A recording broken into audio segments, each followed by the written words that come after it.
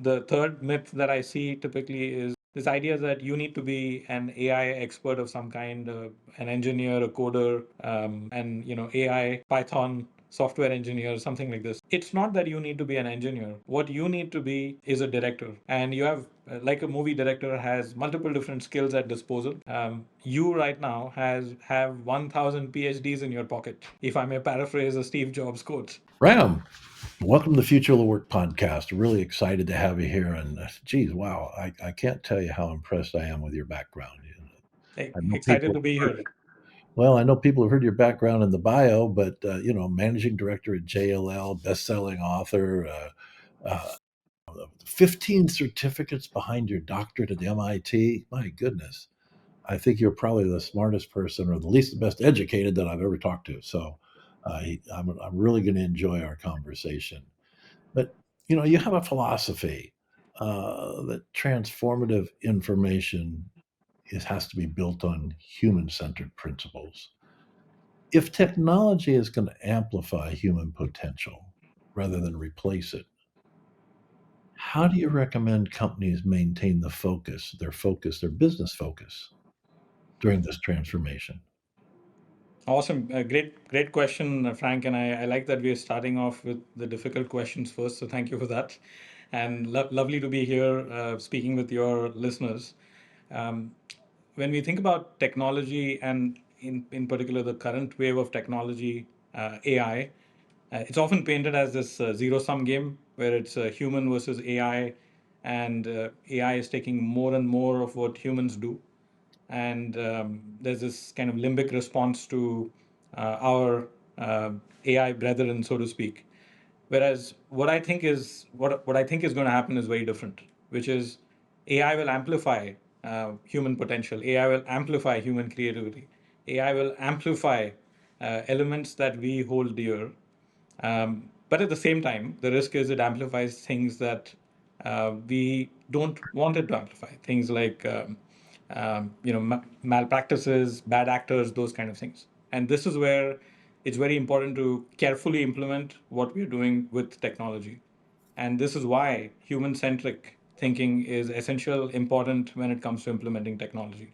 Technology should be used to augment human potential and not to replace it. And so long as we are able to do that with technology, I think we are in for an abundant future. I view this as an inflection point for our civilization, our species. And over the next decade, we are likely to see a century worth of innovation. And so long as we think in a human centric lens. Well, I'm going to throw an argument in there. I'm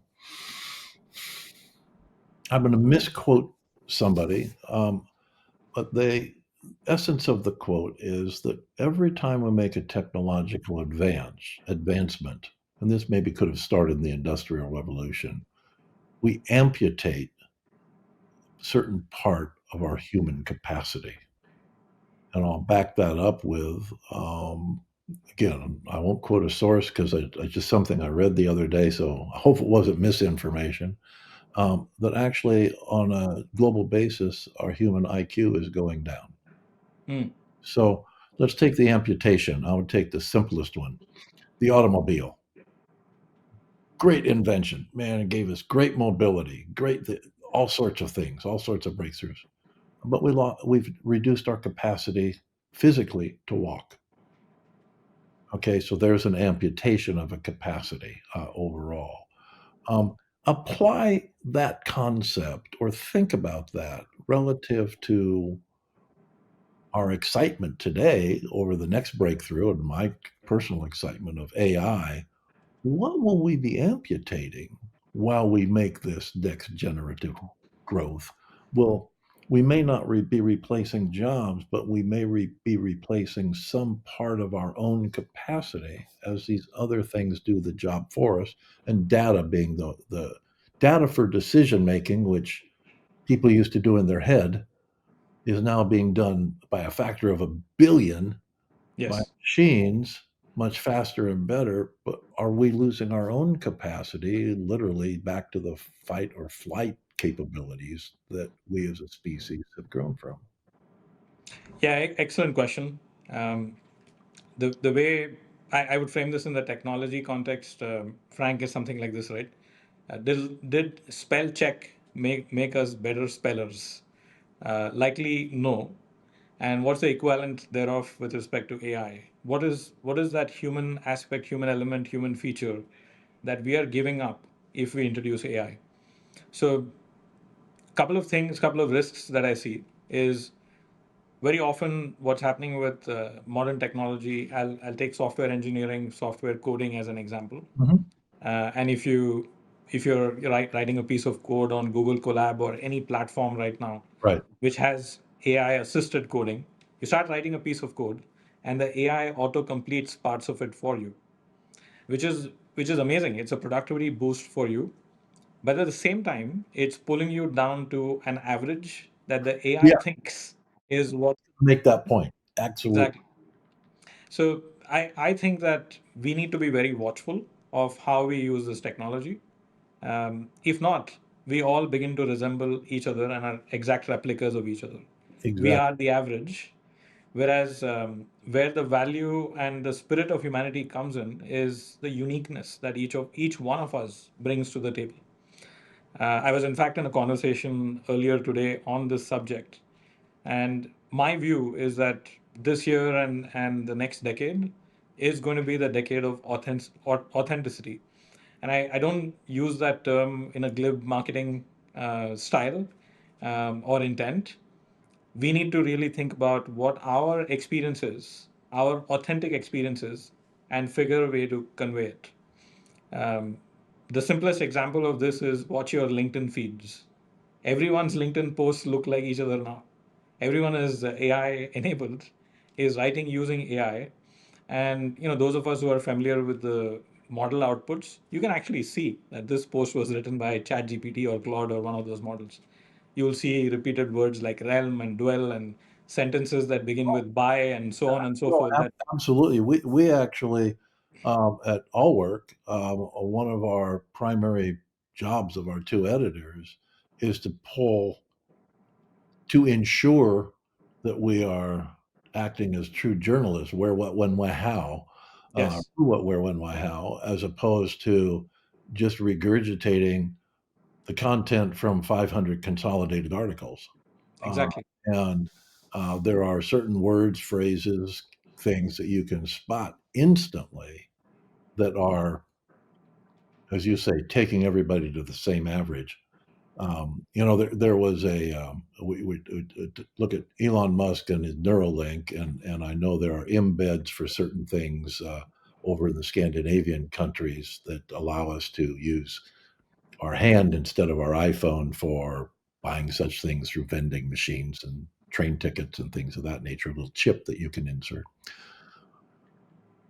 As we advance AI, as we look at our physical augmentation, the chip insert being the simplest variant on that. I'm reminded of, and this is really going to date me, an old Star Trek episode about the Borg. Hmm. Okay, you remember the Borg? Yes, The Borg were a collective, and the way they kept connected was through their implants. And they had yes. one thought, one way of doing things, etc. And I won't say I fear this with AI, but in a dystopian sense, that's where AI could take us.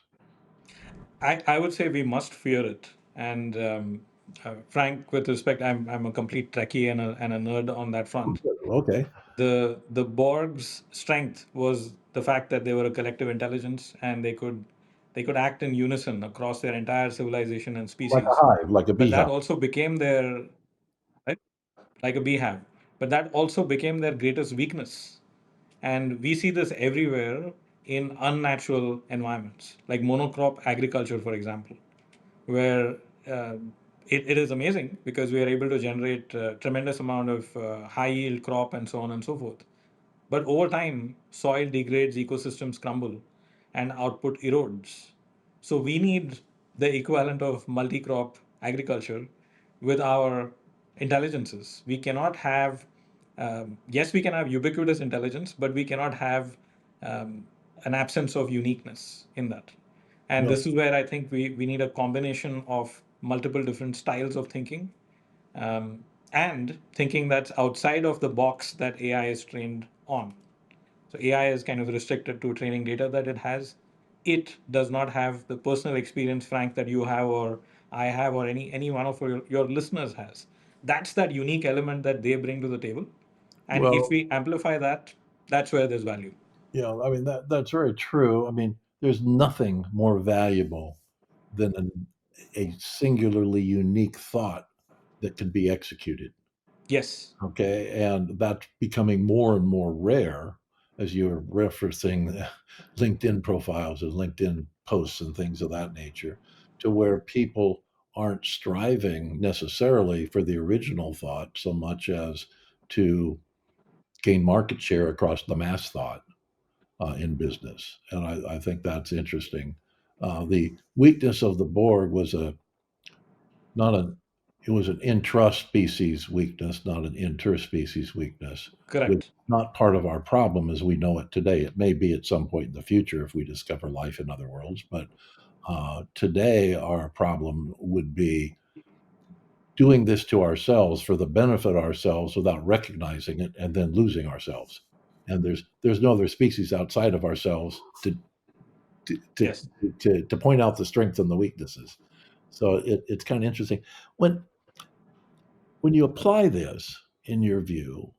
What do you think are the most common misconceptions about AI and the implementation of AI strategies that companies have? We're here to talk about business a lot and the future of work. What do you think are the misconceptions that companies have commonly? The three biggest misconceptions, Frank, that I see are one, that AI is hype. It's hyperbole, it's hypothetical, it's some distant future, it doesn't exist yet. Um, this is, I would say, 95% of a lot of what people think. And they kind of conflate stock market hype and hype on social media by folks who probably don't really know what they're saying, with what the reality is. And many people will point to things like the stock market bubble and those kind of things, which my response to that is yes, there was a stock market bubble. Yes, there is AI hype. But we are on the internet right now. Correct. So the question is, And how are I'm you sure we're using? using AI somehow and don't even know it. Exactly. So there is business application of AI. There are so many different forms of AI. AI is an umbrella term, and many aspects of which already exist. Things like rule-based AI, your social media feed is AI, GPS is AI, flash trading, algorithmic trading is AI, weather predictions are AI. There's computer vision systems that are AI, self-driving cars are AI. All of those things are AI. What we are experiencing right now as a wave is generative AI. Things like large language models, large object models, things that create new content from training data. That's the current wave. And the second myth is kind of aligned with that, where people confuse this with something very specific. It is general purpose technology. GPT, uh, in my view, stands for general purpose technology, where this technology can be applied generally to multiple different aspects of work. This is not like SaaS. This is not like Workday, Oracle, ERP systems, which an enterprise implements. This is more like Excel, Word, PowerPoint, that in your hands can create something very unique. Each one of us has access to those tools. We produce very unique outputs from it that probably even the makers of Microsoft did not envision. So, similarly, these language models, these general purpose technologies that we have as generative AI, the output from that is in our hands. And I would apply them very, very generally as opposed to very specifically. And then the third myth that I see typically is this idea that you need to be an AI expert of some kind, an engineer, a coder, and AI, Python, software engineer, something like this. It's not that you need to be an engineer. What you need to be is a director, and you have like a movie director has multiple different skills at disposal. You right now has have 1,000 PhDs in your pocket, if I may paraphrase a Steve Jobs quote. You have 1,000 PhDs in your pocket. The question is, how do you use them? We spoke about IQ. These models now are at an average IQ higher than 120. In some cases, even more than 130. That's genius level IQ. That's higher than 98%. 40 higher than me then. This is where we are at. So the question is, how do we use this high IQ capacity that all of us have? And if you want to really touch the future, I would say you can touch it right now. Is use these models. It's interesting that you talk about being a director, and I'll use a specific example. We just hired a young gentleman. We had an open position for a person that creates videos for our company, and the young gentleman that we hired. The reason we hired him after interview and some analysis, looking at his work product, was that he had a very good creative mind from a marketing point of view, as one would expect, and he had the core video skills, as one would expect. But he had a full AI bot for text. He had a full AI bot under his command for graphics. He had a separate AI bot for the editing. He had a team. We hired him. We actually hired 5 people. Okay, so he came totally augmented, if you Yes. will, with a Yes. technology package. And in the old days, we could have said, well, he was a spreadsheet expert. So he came Yes. augmented with a spreadsheet, to your point. Today, he's coming augmented with each of the skills necessary for him to choreograph and Correct. direct the creation of these videos, as opposed to just sitting at a desk hacking stuff out himself. And that was really why we chose him over other candidates.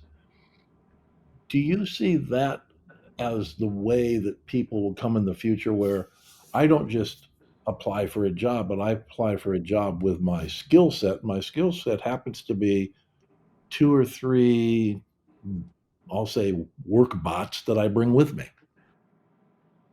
Yes. I mean, it's a good analogy, and it works. Um, the caveat that I would put out there, Frank, is that those bots will change, and how they behave will change. What the elements of your Well, that's where the movie, creative comes from the right? individual. Exactly. He It's spends all his time in the creative and yes. doesn't have to. He can direct the other activities as opposed to have to manually do them. Exactly. I would, if we extend the analogy without breaking it, it's like Quentin Tarantino's first movie versus his last one. I'm sure the methods that he used to deliver the output are very different. Whereas the vision that he has probably remains consistent, and that ability for of storytelling probably remains consistent. And there's a signature to a Tarantino movie. Yeah. So we need to understand what our signature is. What's that unique element that we bring? And the tools that we use will keep changing, evolving. We can't fear them. We have to embrace them. And if we do that, we can now be exponential. And this is part of how I think about the future mindset. Well, if we don't fear them, but we embrace them, and you've seen a lot of this in your consulting and in your activities overall, what transformation strategies towards this use of this technology have you seen with the most success and the greatest failures? What are the examples of the successes and the failures that you've seen? I would say two broad categories. Category one is kind of chase shiny object syndrome.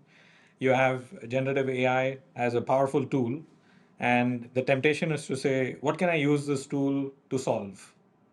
Whereas we need to think about the other way around, where we say we start with the business problem first, and then figure out the toolkit that's necessary to solve the business problem.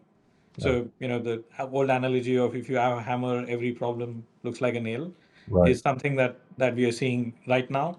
I think it's a momentary, if you may call it corporate executive obsession with some of these ideas, and it's fading as the fluency and literacy with this topic goes up. Decision making is getting better, and we're kind of getting the right kind of questions from our executive partners across organizations. So that's one area where I see both success and failure. If you get too specific with technology first before business problem, failure. If you think business problem first and then technology, likely you'll meet with success. And the second area I would say is thinking exclusively technology. This is not a technology transformation. If ever there was a point to say that this is a human centric focus for transformation, this is change management, this is mindset shift. Those people elements of the problem are magnified counterintuitively because of AI. And if you're able to think people first and mindset first, the implementation and adoption cycles get much, much higher. We are, in fact, there are surveys that are showing that the resistance is so high that employees are sabotaging these projects. So there's that element that's coming into play as well because they just don't see the value or they fear being I replaced by fear, the technology. So fear. bringing them along for the journey, people first, change management, human centric thinking, those are elements that we should magnify as part of this transformative change. Well, it's interesting as you think about it. And one of the things to work into all this is, and again, I'll use our company as an example. We have 5 different generations of team members in our company, everything from Gen Z to aging baby boomers. Um, so, do you see that as a limitation, or do you see the experience of the baby boomer combined with the native digital environment of the Gen Z as being a strength, or do you think baby boomers, we need to wait for them to retire before Gen Z can completely implement the things because maybe people like me are holding things back that could have gone much faster? Where do you see the generational? Because it's the future of work. Future of work is expanding multiple generations. Yeah. Where do you see that playing against the technology? So here's my perspective, and I want to ensure I explain what I'm saying in a deep manner here, and I'm not just giving a platitudinal response. We need all of these generations to work together on this particular transformative shift. And why I'm saying that is the following, right? So imagine right now you go to any one of the AI models and you ask a question. You go to deep research from Perplexity, Google, OpenAI, or any of these tools, and you ask a question. It gives you a very well thought through response with dozens of sources. It looks amazing. It looks better than what you may have written. And your temptation is to say, let me use this. Except if, Frank, you're an expert and you look at that and go, hey, these three sources, are these real? These 27 are real. These other three are not real. I know this because I'm an expert. So we are seeing that experts are actually able to use these models to upscale themselves faster than non-experts. Because if I'm not an expert, I need to fact check each one of those links. I've spent as much time writing it as I would have spent otherwise. So if you kind of have that decades of experience, you can use these models faster. Yeah, it's interesting that we ran some tests in all work on some of our creative stuff on articles and topics and things of that nature. And we said, okay, here's what we want to do. And we had 2 or 3 different generations of individual querying for the answer. Queries were totally different for the same problem, and the Yes. answers were totally different for the same problem. Uh, Yes. So, depending on who asked the question and how they asked it, they got totally different answers to where we looked at that and said, well, how can we blend this? And we decided we really couldn't. We had to take a perspective Yes. overall and blend our queries, not our answers. Exactly. So, suffice it to say that there is place for experience. In fact, probably that place is heightened now, because how do you evaluate the output from these models?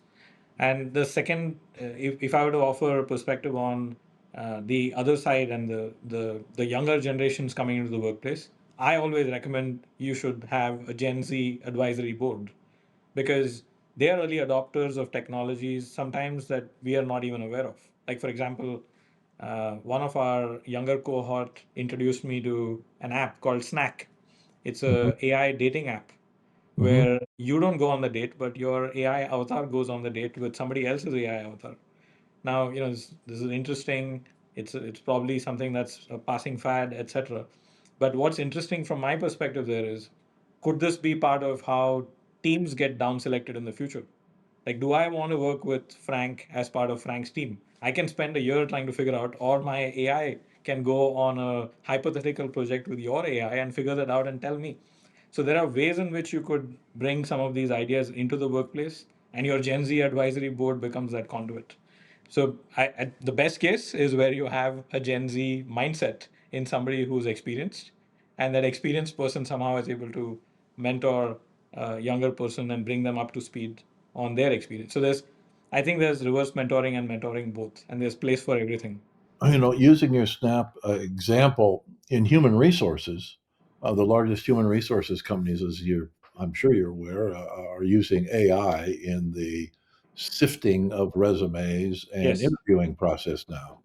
And it's gone from an AI standard just kicking some things out to an AI standard doing the kicking some things out, doing some analysis, doing background checks, doing all variety of things, and actually beginning to do interactive interviews. Yes. So there's your snap, if you will, in but you have a human on one side, maybe, Maybe. maybe, because we know that about 70% of all resumes are now written with AI. And then you've got the AI on the other side. They're interacting back and forth, and the the theory's still out, or the jury is still out as to whether they're actually getting better candidates or not. Um, uh, it's Yes. 10 times faster though, so that in itself is saving large companies a lot of effort and a lot of anxiety on the potential employees too. But one of the Yes. biggest problems when you apply for a job is waiting to hear back, waiting to this, waiting to get a reaction, waiting to get an interview. If all that can happen is in 24 hours, that's huge. That's It is huge. huge. It is huge. Amazing case study between Salesforce and Adecco, where Adecco implemented Agentforce to do exactly what you're describing. Frank, I think it's a step change in how we think about work process and work process design. It also raises some flags. Like the example that I often share is, if I write an email using AI, and then Frank, you summarize that email using AI, and then you use AI to write the email back to me, which I use through my AI to summarize. What's the point of the email? Right? My AI could have spoken with your AI, and maybe the What's email is the not point of the person? what. Yeah, Maybe not the point of the email. we need to really rethink the entire process at that point, and If you see that, what emerging trends of adoption for just overall do you really see that organizations aren't prepared for? Not the ones they are prepared for because they're using it, they're flirting with it, they're embedding it. I know we do in all of our processes and such. Again, I'll use our own company. We had about 25% growth last year, and we did it with four less employees than we had the year before. Okay, yes, it was because we were able to improve the processes within our technologies, many of which were AI supported. Uh, yes. okay, so what do you think organizations aren't prepared for? What's going to hit them and knock them down? What's going to really surprise them that they don't expect? So here's the thing, right? In my view, what organizations, many executives are not prepared for is intelligence abundance. We are not thinking of businesses, processes, and our work in a world where intelligence is ubiquitous and virtually free. We haven't thought about how we work in that type of world. So if I were to ask one question of any executives or boards, that's the question that I would ask.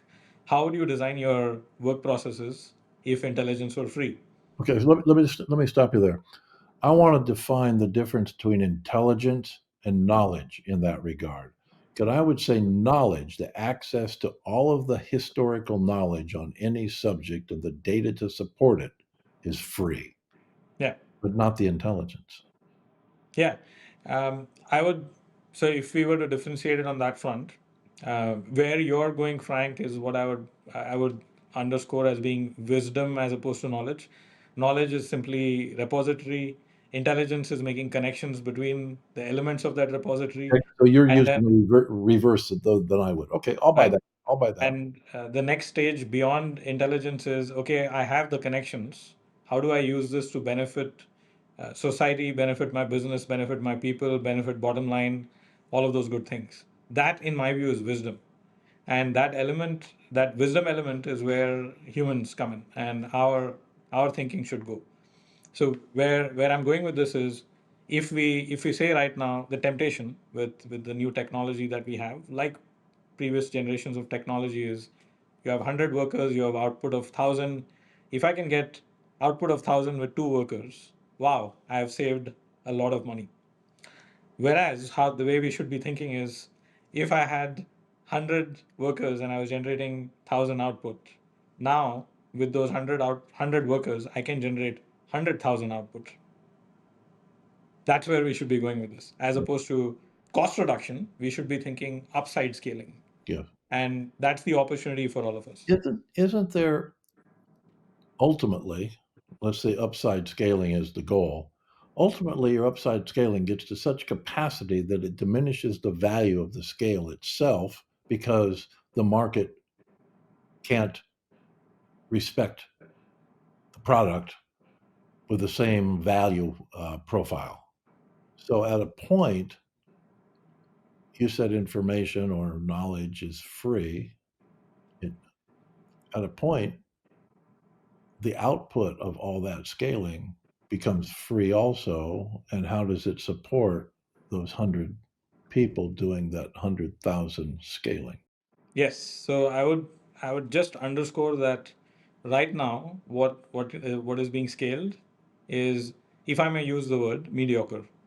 It's kind of I the would, average, and mediocrity is dead.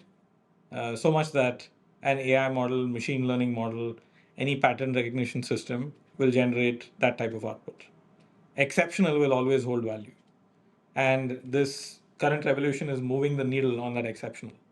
So if you can generate exceptional output at scale, now that generates tremendous value. so it'll become quality over quantity will be important, which again diminishes the value of scale in my mind because quality trumps, not to use that word, but quality wins over quantity in that regard. Big dilemma. Big It, dilemma. it is. Yeah, It is. big changes coming in that regard. We're running long on time, so I'll ask one last question of you. What skills do you believe in all of this change are going to be the most valuable for professionals as we prepare ourselves for this transformation into the future of work and the changing workplace? I think this is a top question. We get this question from all of our clients as well. The top three elements that I would say are the ability to learn and continuously change. So wave after wave of change is going to come our way. Today it's agentic AI. Tomorrow it might be something else. Okay, so you Robotics. start with Darwinism. Those that are the learn and become the most adaptable. Yes, absolutely. Adaptability quotient is probably going to be number one. Second, I would say, is critical thinking. And I know this is probably difficult for us to kind of gauge at this point of time, but it's like what we discussed, right? Did spell check make us better spellers? Are we what abilities are we losing? What elements are we giving away to AI? And probably at some point, if we go down the path of more and more intelligent models, are we giving away critical thinking? And that's why I think that critical thinking becomes a super important skill How do going you forward. develop that in this environment, though? How do you develop critical thinking in an environment where you're giving away a big part of the thought process to the technology? Yeah, and this is one example that I'll share. It's a personal example. My mother is a double PhD, 40-year professor, and she's also an avid user of AI at age 74. Mhm. how she's giving assignments to students has changed. So instead of giving an assignment saying, here's a question, students go and solve for it, write me an essay and provide me with the essay, every student can do that using ChatGPT. Now, what she's saying to them is, here's the question, prompt your AI model to generate A, B, and C grade responses and tell me how A, B, and C grade responses are different. Why does a response get B? Why does a response get C? We are now going into that phase where we need to educate at it in a different way, where we're teaching critical thinking to people from the get-go. Hmm. Um, this means education systems need to change, how organizations train people need to change, all of those things. And I think that is happening. We are seeing that happen across number of universities and organizations. You said three things. That was two. Yes. Third one from my perspective is all of the human elements that we have spoken about. Empathy, the ability to make connections, the ability to reach into your personal experience, convey authentically, and communication. I bucket all of that as the human element, and I think that's the third one. So ability to learn, be adaptable, critical thinking, the magnification of human elements, empathy, connection, personalization, and personal experience, and ability to be authentic. Okay, I'm going to ask one last question. This is judgmental on your part. Do you think our current education system is up to that task? Absolutely. I'm 100% confident that our education systems are up to the task. Okay. If you look at what's happening, it is you have large universities, but at the same time, right now we have the ability to access knowledge at scale through all of these AI models. You have education institutions adapting. MIT, for example, offers a number of their courses through MIT OpenCourseWare for free. You have the ability to access multiple different tutors online. There's so much knowledge out there, and I've continued to kind of educate myself over the last 15 years every single day. So Yeah. I don't think it's go to university 4 years and come out and that's it. It's continuous education. Well, it's funny. I fall into your mother's category. I'm 75, and I have to spend, I'll say, 2 hours a day just reading and searching to keep up. Yes, If you do that, I've done that for 55 years in my career. If you continuously do that, you can keep up. If you don't do that, pretty soon you find yourself retired and absolutely. and behind, and that sort of thing. So the key is continuously striving for knowledge, I think, as you go forward. Well, Ram, I've really enjoyed our conversation and the conversation we had the other day, too. I think you and I could go for days doing this, and I really appreciate your time. It's been very generous, and I know all of the things that you've accomplished and are able to share with our listeners. So just thank you very much from my heart, and good luck on the next book. And we'll make sure to put a link in for you because I know it's going to be full of wonderful, wonderful knowledge to share. Awesome. Thank you, Frank, and thank you for everyone who tuned in and listened in. If it's impacting the future of work, it's in the Future of Work podcast by allwork.space.